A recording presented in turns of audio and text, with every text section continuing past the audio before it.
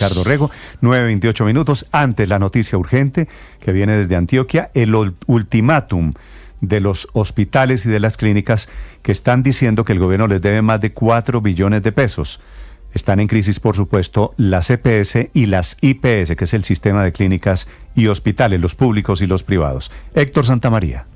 Pues Néstor, es que las clínicas y hospitales en el departamento están alertando que las EPS, la ADRES, entidades responsables del SOA, entre otras, ya acumulan esa millonaria deuda que pone en riesgo servicios de salud importantes para diferentes usuarios. Por un lado, 19 clínicas y hospitales, como la Clínica CES, Cardioví, Las Vegas y la Clínica de Medellín, advirtieron que mes a mes no logran cumplir con las obligaciones financieras. Los servicios están en riesgo si no se logra poner a punto la cancelación de las deudas, que superan por un lado los 2.344.000 millones de pesos, que afectaría la capacidad instalada, que incluye 640 camas de UCI y 422 camas de unidad de cuidados especiales, pero además se suman los 126 hospitales públicos de Antioquia, a los que les sigue incrementando la deuda, y a la fecha es de 1,5 billones de pesos. Con esa situación es que se supera los 4 billones de pesos las deudas con los centros hospitalarios públicos y privados en esta región del país, Néstor.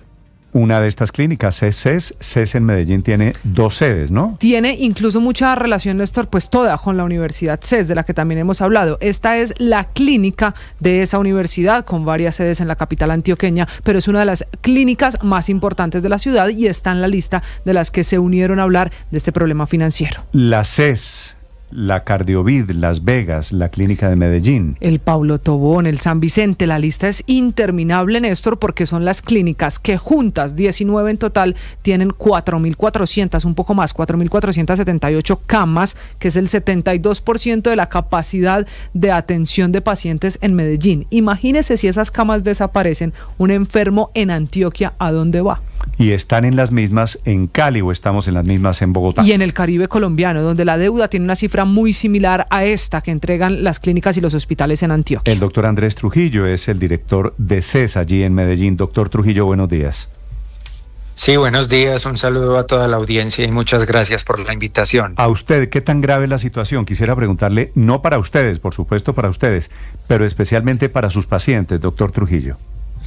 Sí, definitivamente nos estamos enfrentando a una situación crítica de flujo de recursos, donde la plata, por las atenciones que brindamos a los pacientes, no está llegando de manera oportuna y suficiente, lo que definitivamente pone en riesgo la prestación de los servicios.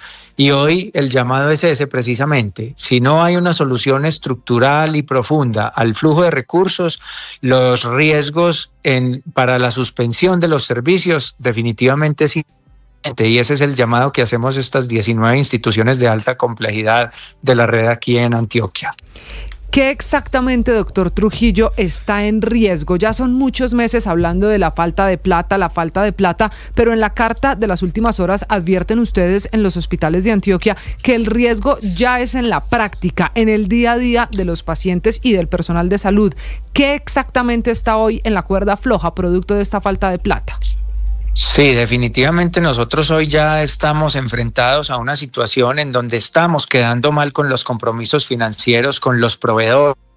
Algunas instituciones están teniendo dificultades para pagar sus nóminas, para pagar los honorarios al personal médico y asistencial, y esto definitivamente se vuelve una situación insostenible, que derivaría, en caso de que no haya una solución definitiva, en que empieza un cierre de servicios para atender a la población. Nosotros hoy estamos hablando de alta complejidad y se pone en riesgo entonces los servicios materno-infantiles de alta complejidad, las unidades de cuidados intensivos, la hospitalización, en fin, porque definitivamente sin recursos es imposible funcionar.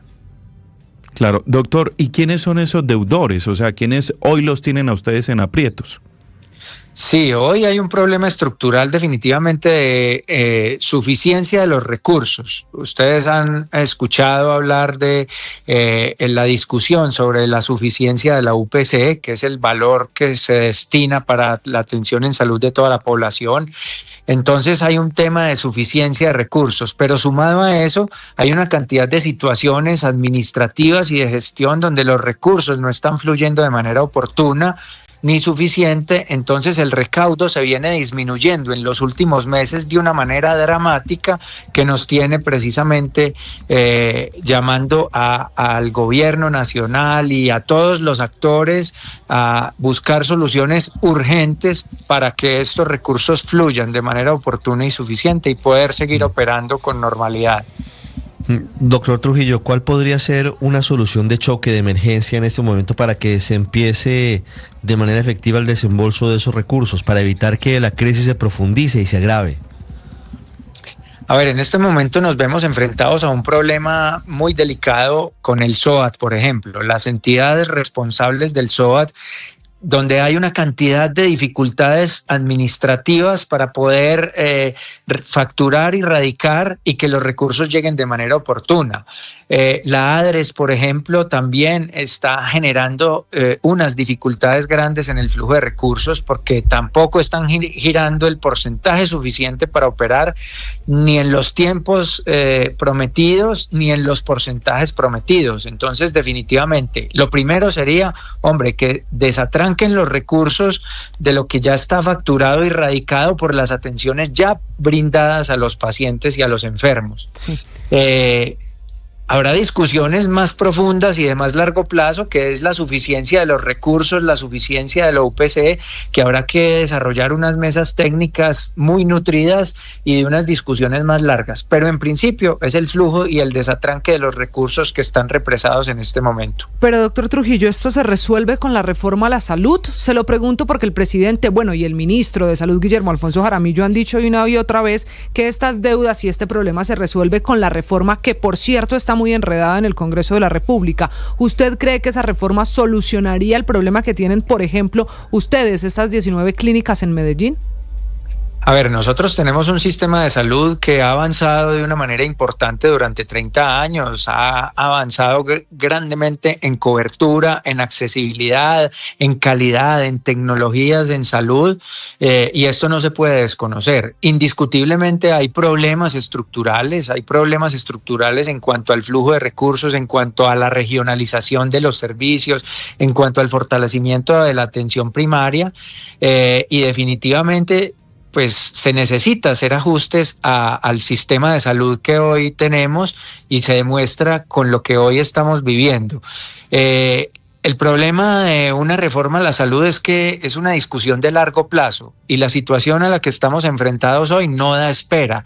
Entonces necesitamos definitivamente la solución en cuanto al flujo de recursos de manera inmediata y que de manera paralela y de más largo plazo se vayan discutiendo los elementos que debería tener el ajuste al sistema de salud actual. Dentro de eso, doctor, ¿ya han despedido personal médico o logístico de las clínicas u hospitales debido a esta situación de la falta de recursos?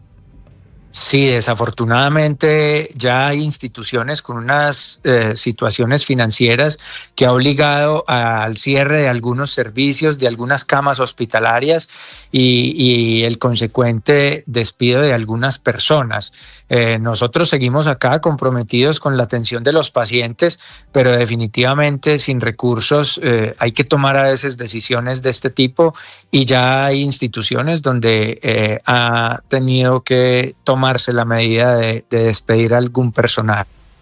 Doctor Trujillo, pero ya una última pregunta. ¿Cuántos empleos están en riesgo? Es decir, usted habla de dificultades para pagar nóminas, pero estamos hablando de cuántos médicos, enfermeros, auditores, personal administrativo suman todas estas 19 instituciones hoy por hoy con problemas en los pagos y con problemas financieros.